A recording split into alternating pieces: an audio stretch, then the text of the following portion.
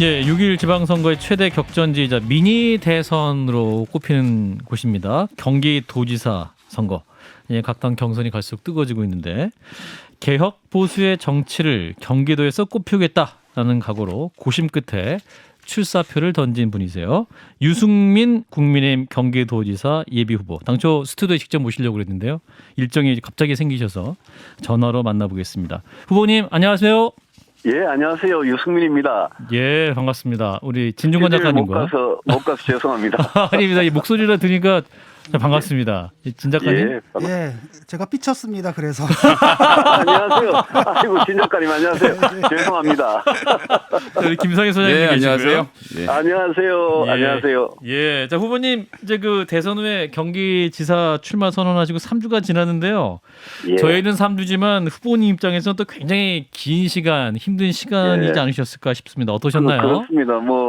매일 열심히 하는데 경기도가 워낙 넓고 다양해서 제가 참 시간이 많이 부족합니다. 아하. 그렇지만 열심히 언론 인터뷰도 하고 주민들 만나고 당원도 만나고 특히 저는 이 경기도를 위한 정책 공약 아직 다 발표도 못했습니다만 정책 공약을 가다듬어서 이렇게 도민들께 당원들께 설명드리는 일에 집중해 왔습니다. 토론도 3번이나 있고요. 그렇군요. 정계 은퇴까지 고민하고 계시다가 사실 승리가 보장된 것도 아니지 않습니까? 그 경기도가. 그렇죠. 왜냐하면 이번 네. 대선에서 한 5% 정도 뒤지는 걸로 나왔는데 네네. 지금 후회는 없으십니까? 예, 후회 없습니다. 출마 결심할 때까지가 너무나 힘들었는데 경기도가 말씀하신 대로 굉장히 어려운 지역입니다. 국민의힘 입장에서. 네. 그래서 어렵기 때문에 제가 출마했고 또 꼭 이기기 위해서 출마했고 출마한 이상은 저는 후회 같은 건 안 합니다. 후보님 가장 그 중요한 결심의 동력은 뭐였는지 좀 여쭤봐도 될까요? 제가 정말 정계 은퇴까지 생각했었습니다. 예. 그런데 많은 젊은 분들이 여기 진짜 어려운데 아하. 당신이 23년 동안 정치를 하면서 가듬어왔던 그런 어떤 정책, 실력, 그거를 경기도를 위해서 당신을 좀 던져라. 그런 말을 들었을 때 제가 좀 제일 많이 흔들렸고, 아하. 제가 결심하는데 좀 작용을 했던 것 같습니다. 정책과 실력을 경기도를 위해서 던져달라. 그래서 예. 후보님이 언론과 인터뷰를 하실 때 들어보면 경기도가 대한민국이다. 대한민국의 예. 축소판이 경기도다 이런 말씀하셨어요. 그렇습니다. 어떤 점에서 제가- 그런가요? 예. 이 경기도는 사실 유럽의 어지간한 나라보다 더 큽니다. 1,400만이나 살고요. 예. 그리고 여기에는 경제, 산업, 복지, 보육 이런 온갖 이슈들이 다 있고 동서남북이 각각 다 다릅니다. 사정도 다르고요. 양극화 어떤 지역 불균형 이런 문제도 심각하고 예. 또 제가 평생을 경제를 해왔지만 제가 국회에 있을 때 8년 동안 국방위원회에 있었습니다. 예. 그런데 경기도는 여기 육해공군 해병대 지금 김포에 구례역에 있는데요. 육해공군 해병대가 다 있습니다. 그래서 네. 경기도지사는 어떻게 보면 이 대한민국이 안고 있는 문제들에 대해서 뭔가 처방전을 갖고 있던 사람 그리고 나라의 두 기둥이 경제와 안보인데 경제와 안보를 확실하게 좀 알고 있는 사람이 저는 하는 게 좋다 그런 생각에서 제가 한번 도전해 봤습니다. 예, 경기도는 유권자가 가장 많은 지역이죠. 그리고 사실 그렇죠. 그 서울, 부산은 민정한테는 좀 미안한 얘기지만은 유권자들은 지금 승부가 어느 정도 가려졌다라고 보고 있고 사실 승부처로 보고 예. 있는 데가 경기도입니다. 예. 그래서 좀 많이 돌아다니시면서 보셨을 텐데 지금 민심이 어떤가요? 제가 현장에서 만난 도민들께서는 예. 굉장히 저는 뜨겁습니다. 이번에는 우리가 경기도에서 2016년 총선부터 시작해가지고 국민의힘이 바로 지난 대선까지 6년 동안 선거를 5번을 계속 졌습니다. 전국 선거를. 예. 지난 대선에도 말씀하신 대로 5.3% 46만 표나 졌거든요. 윤석열 당선자마저도 예. 그렇습니다. 예. 그래서 이거는 정말 우리 윤석열 새 정부가 출범하는데 이게 지방선거의 승패를 이렇게 좌우하는 곳이거든요. 여기가 지금. 여기에 경기도에서 지면 지방선거 지는 겁니다.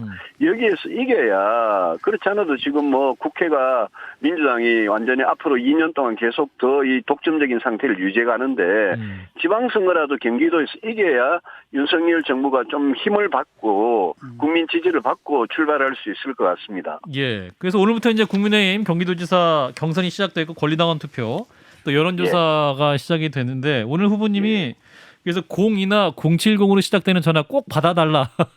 그랬죠.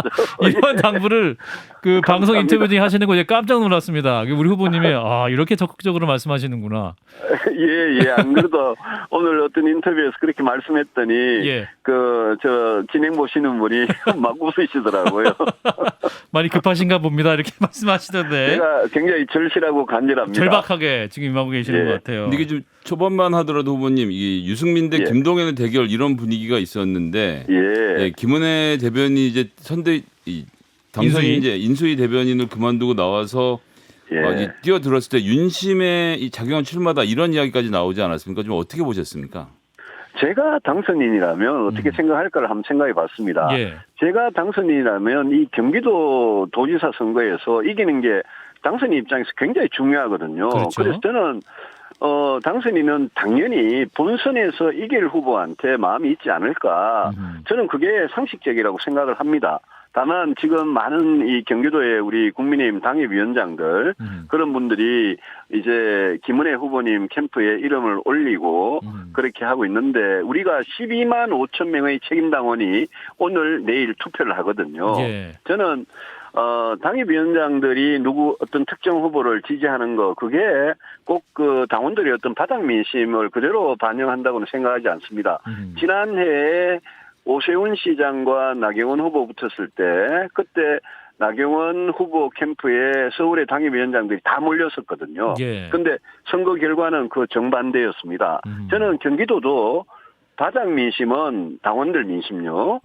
당원들의 그 마음은 당심은 본선에서 이길 후보를 간절하게 원한다. 특히 이번에 그 31개 시장 군수 광역위원 기초위원이 경기도에 무지 많습니다.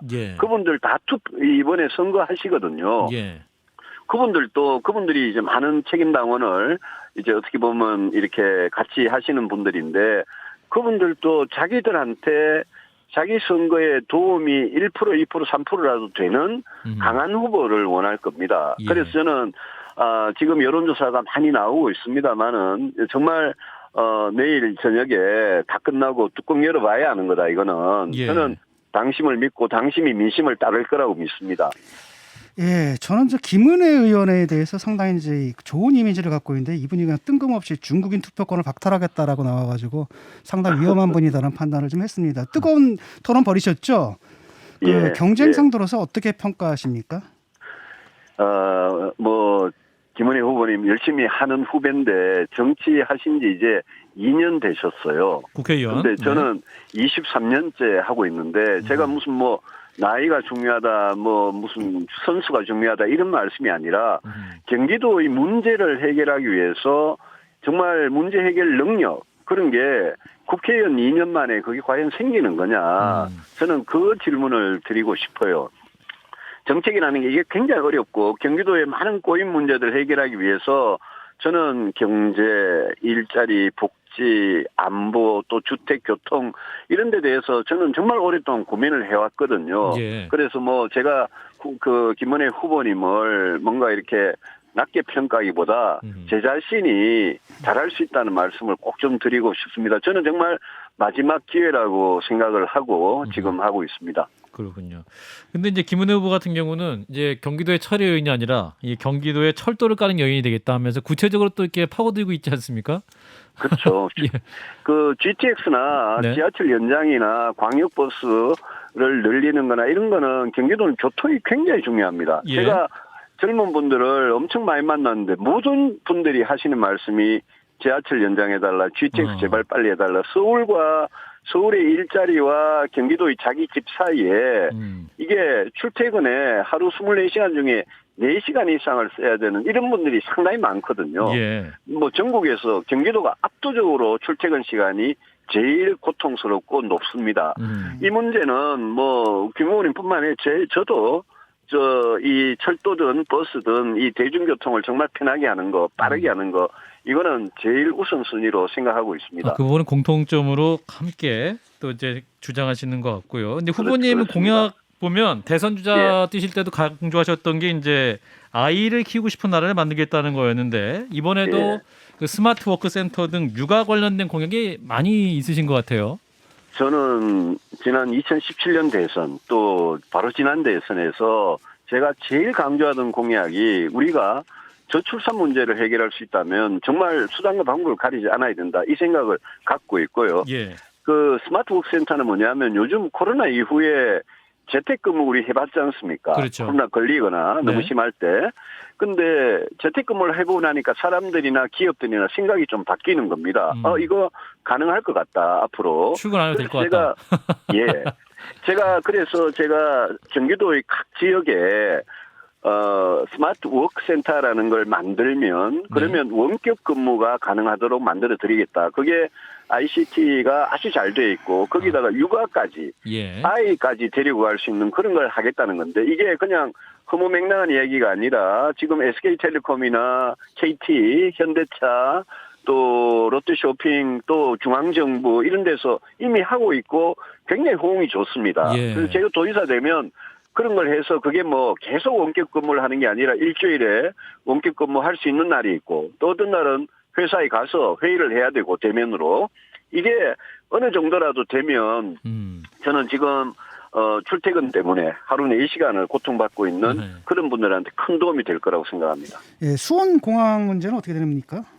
제가 대한민국 정치인 중에 대통령들이 약속한 군공항 이전 아무것도 이제까지 안 됐는데 제가 그걸 정말 해낸 사람입니다. 제가 국방에 있으면서 8년 동안 2013년에 법을 제 손으로 만들었고 그 이후에 대구의 전투기 비행장은 제가 옮기는 거 확정해가지고 지금 하고 있습니다. 대구 비행장.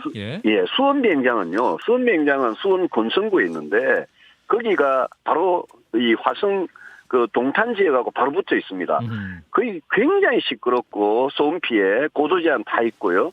그래서 저는 이거는 경기도 안에 정말 뭐 바닷가에 가든 어디를 가든 이거는 옮겨야 된다라는 생각을 확고하게 가지고 있고 제가 이제까지 수원시하고 화성시가 선거 때마다 한쪽은 찬성, 한쪽은 반대 이러면서 이거 가지고 계속 싸웠거든요. 제가 대구공항을 이전시킨 그 모델을 그대로 수원 비행장에 적용을 해서 제 도지사 임기 내에 반드시 옮기겠다는 약속을 제가 확실하게 드립니다. 그렇군요. 그러면 이게 수원공항을 어디로 옮기겠다 부지는 명확히 있으신 건 아니고 일단 이전하겠다는 청사진만 제시를 하시는 겁니까 그러면? 아닙니다. 지금까지 이미 제가 만든 법에 따라서 진행이 쭉 되어 왔는데 국방부하고 공군은 화성에 화옹지구라고 간척지 있는 데가 있습니다. 예비 이전 후보지로 선정된 예비 후보지로 선정을 이미 했습니다. 그런데 아까 말씀드린 대로 화성시에서 그걸 반대를 합니다. 그러면 어떻게 해야 되느냐? 저는 화성의 화옹지구를 못 박지 않겠습니다. 백지화하겠습니다. 다만 화옹지구를 포함해서 다시 옮길 때를 찾아보는데 그 전에 뭘 약속을 드려야 되냐 하면 옮길 지역의 주민들한테 종합 선물 세트를 먼저 정해야 됩니다. 그런 거 없으면 절대 찬성하지 않거든요. 대구공항도 그런 식으로 이전을 했습니다. 옛날에 2005년에 노무현 대통령 그 방패장 옮길 때 그때 전북 부안에서 군수가 주민들한테 폭행을 당해가지고 병원에 실려가는 일이 있었습니다. 그걸 보고 이런 거는 님비 현상 때문에 이거는 완전히 바꿔야 된다. 그래서 방패장을 받는 지역은 한수원 본사를 옮겨주고 양성자 가속해주고 현찰로 수천억 원의 지원을 해주겠다. 이렇게 하니까 그다음부터는 포항, 영덕, 경주, 군산 전부 다 기초단체장들이 너도 나도 손을 들고 신청을 해서 투표로 결정했습니다. 그런 식으로 이 옮기는 지역에 아주 강력한 인센티브, 그게 철도가 됐든 도로가 됐든 산업단지가 됐든 기업 유치가 됐든 그런 걸 해주지 않으면 이거는 옮길 수가 없는 겁니다. 제가 그거를 해내겠다 말씀드리고 수원에 지금 그 10전투비행단인데요. 거기가 땅값이 진짜 비싼 데입니다. 그거 팔면 저는 제가 지금 이야기한 이런 일들을 해낼 재원이 충분히 나옵니다. 그렇군요. 그래서 그런 일을 할 적임자는 유승민 후보다라는 말씀이신 것 제가 같아요. 해봤습니다. 예. 알겠습니다. 그리고 또 하나 이재명 전 지사의 지역 화폐는 살리되 기본 시리즈는 확실하게 개혁하겠다라고 말씀하셨는데 어떤 맥락인지요? 저는 이재명 그 지사 시절에 기본소득, 기본주택, 기본금융이라는 걸 했거든요. 예. 저는 기본소득은 전 도민한테 드리는 것보다는 어려운 분들한테 드리는 공정소득으로 바꿀 거고요. 예. 기본주택은 진짜 어려운 분들한테 이 주거 복지를 해드리는 그 저소득층 청년 또 신혼부부를 위한 이 공공임대 거기에 주력할 거고 기본금융이라는 거는 청년들이 마이너스 500만 원 마이너스 통장을 만드는 거거든요. 예. 근데 그거보다는 저는 진짜 지원이 필요한 우리 청년들 보면 아르바이트 하면서 학교 휴학하고 그러면서 이 스펙을 쌓는데 실패하는 이런 분들이 있는 반면에 예. 어떤 분들은 집이 여유가 있어서 해외 어학연수도 가고 이렇게 격차가 있지 않습니까? 그렇죠. 저는 진짜 도움이 필요한 분들한테 청년 플러스 통장을 해서 생활비와 무슨 직업훈련이나 취업과 관련된 지원을 해드리는 그런 식으로 저는 어려운 분들을 위해서 세금을 쓰는 걸로 바꿀 생각이고요. 후보님, 근데 이제 보면 이재명 전 지사 이전에 보면 다 이제 국민의힘 후보들이 이제 그 경기도지사 했었고, 이제 민주당으로서는 이례적으로 이제 이재명 지사가 경기도지사 했었던 건데, 이재명 지사의 이러한 기본 시리즈와 보편복지 개념을 경기도 주민들이 좋아했기 때문에 이재명 지사가 지지를 많이 얻었던 거 아닙니까? 그런 측면에서 이제 후보님의 그러한 보편복지보다는 선택적으로 타겟을 한 그런 정책이 좋을까요? 저는 그게 바로 이제 나쁜 포퓰리즘이라는 겁니다. 왜냐하면 공돈을 주는데 싫어할 사람이 어디 있겠습니까? 그래서 그 부분은 이재명 지사의 기본 시리즈를 이 나쁜 포퓰리즘을 계획하는 거는 굉장히 어려운 일인데 저는 그걸 하겠다는 솔직한 말씀을 드리고 지역화폐는 그거는 소상공인 자영업자나 경기도민들께서 그걸 굉장히 선호를 하시는 측면이 있는데 문제는 뭐냐면 지역화폐를 저는 유지를 하되 지금 대행사를 합니다. 위탁하는 대행사를. 그 대행사가 굉장히 부실한 기업이 있는데 이 대행사로 선정된 이후에 뭐 수백억 원의 돈을 벌더라고요. 그래서 저는 이런 문제는 정말 제가 도지사가 되면 엄밀하게 들여다보고 거기에 만약 특혜나 비리가 있었으면 그거는 없애야 되고 차라리 경기도가 이거는 직접 해가지고 그 대행사한테 갈 수백억 원인 돈을 도민들 소상공인 자영업자 도와드리고 도민들한테 혜택을 가도록 하는 게 맞다고 생각합니다. 예. 자 이제 모레 국민의힘 후보가 확정이 되는데 김성애 소장 질문하시죠. 예, 민주당 후보로 얘기를 좀 넘어가 보고 싶은데요. 김동연 부총리가 지금 제일 유력한 경쟁자이고 김동연 부총리의 경우는 이제 뭐 말 그대로 부총리까지 해보면서 실물 경제를 자기가 직접 다뤄봤는데 그런 점에서 의원님은 이제 경제를 알고 계시지만 본인만큼 모르다 이렇게 좀 자신을 하고 있는데 김동연 후보에 대해서 어떻게 평가를 하시는지를 좀 들어보고 싶습니다. 그분이 그래서 제가 한번 맞짱 토론하자 이런 자꾸 피하시던데요. 그분은 경제 관료로 평생을 지내온 분이고요. 저는 젊을 때부터 정말 경제적인 해법을 찾아와서 정책에 반영을 한 사람입니다. 그 우리나라 경제 관료 중에 정말 소신 있게 양심 있게 하신 분도 계시지만 김동연 부총리는 제가 보니까 윗사람 지시시키는 대로 하시는 분이에요. 왜냐하면 제가 국회 기재위에 있고 그분이 부총리를 했을 때 제가 국회 기재위원으로서 김동연 부총리한테 그 당시에 문재인 정부 초반에 일자리 문제, 주택 문제, 부동산 문제, 그다음에 최저임금 문제, 소득주도 성장 이런 게 다 실패했거든요. 그래서 제가 여러 번 김동연 부총리한테 제발 문재인 대통령과 청와대 586들이 시키는 대로 하지 마라. 아니 경제부총리 같으면 소신을 가지고 나라 경제를 위해서 올바른 길로 가야지 문재인 대통령이 경제를 뭘 아시냐. 그러니까 부총리가 제발 옳은 소리 해라 이랬는데 안 하시더라고요. 본인 말씀으로는 그 문재인 정부 초기 시절에 그 청와대 정책팀이랑 가장 많이 싸운 것이 본인이고 사실은 장하성 정책실장과 이 김동연 경제부총리가 실제로 갈등도 있었지 않습니까? 그런데 결과를 보십시오. 결과적으로. 문재인 대통령 초반에 김동연 부총리 임기 동안 거기에 소득주도 성장, 부동산 세금으로 규제 실패한 거, 일자리 정책 실패한 거, 최저임금 급격한 인상, 그 당시에 다 이루어진 일입니다. 그 기억나시는지 모르겠는데 신재민 사무관이라고 있었습니다. 네.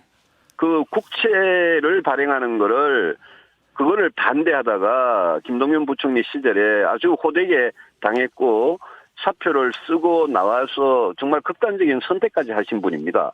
그 사무관의 이야기를 들어보면 당시에 그 부총리가 왜 경제정책이 잘못 가고 있는 걸 못 막았냐. 그래서 저는 김동연 부총리께서 경제관료를 오래 하신 걸 자랑으로 하시는데 아니 이렇게 경제정책의 실패의 총책임자가 반성해야 될 일 아니냐. 그래서 제가 김동연 부총리가 만약 저쪽에 후보로 올라오면 제가 정말 핫하게 토론할 자신이 있습니다. 알겠습니다. 자, 이제 이틀 후면 이제 최종 후보로 결정되는 이제 결과를 알 수가 있을 것 같은데요. 예. 이제 여론조사를 보면 확장성 면에서는 이제 유승민 후보님이 앞서시지만 국민의힘 지지층으로 응답자를 높이면 또 김은혜 후보로 앞서는 조사도 있습니다. 그래서 이 당원 투표 여론조사 50대 50으로 진행되는 경선에서 뭐랄까요? 이 당심을 무시할 수 없지 않겠느냐 이런 지적이 그렇습니다. 예. 제가 그래서 어제 마지막 기자회견을 하면서 우리 당원들한테 호소를 했습니다. 예. 본선에서 이길 후보를 뽑아달라. 제가 나가야 중도층과 20대, 30대, 40대 민주당을 찍던 분들의 마음을 뺏어야 우리가 이긴다. 근데 많은 당원들께서 이제 저한테 좀 서운한 감정이 오래된 감정이 있으셨어요. 그래서 제가 저한테 서운하고 못마땅하고 화난 거 그거 제가 다 가슴에 새기겠다. 예. 제 그 마음의 빚을 갚기 위해서라도 이번에는 제 손을 잡고 좀 과거는 이제 건너서 미래로 가고 이번 선거에서 이기자.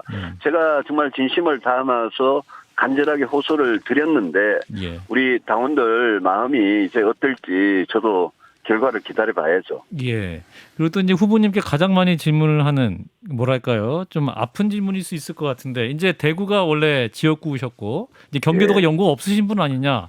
그래서 경기도에서 얼마나 고민을 했느냐 이렇게 마지막까지도 묻는 분들이 있으실 것 같아요. 그래서 후보님께서 이 경기도를 위해 정말 고민 많이 하셨다. 어떻게 말씀할 수 있을까요? 예. 연고 없는 거 맞습니다. 예. 그런데 경기도민들 1,400만 경기도민들께서 이번에 도지사를 뽑으면서 이 지역 출신이 돼야 된다라고 여기에서 태어난 사람이 돼야 된다. 학교 다닌 사람이 돼야 된다.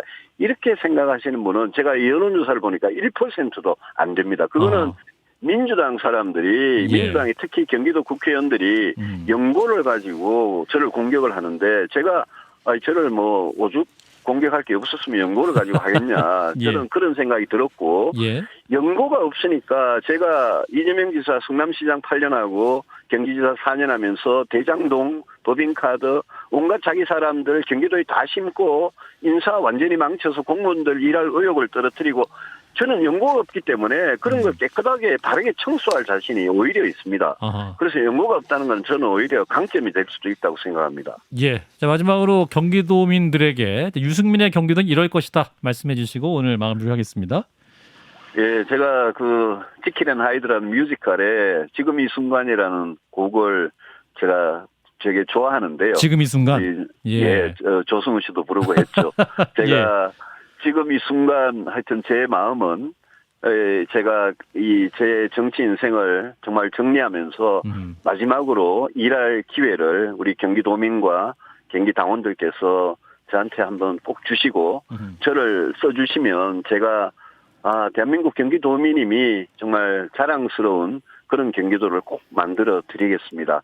호소드립니다. 네, 후보님의 진심 또 경기도 주민들에게 전해졌길 바라겠습니다. 오늘 말씀 여기까지 듣겠습니다. 고맙습니다. 감사합니다. 못 가서 죄송합니다. 별 말씀은요. 네, 유승민 국민의힘 경기도지사 예비 후보였습니다.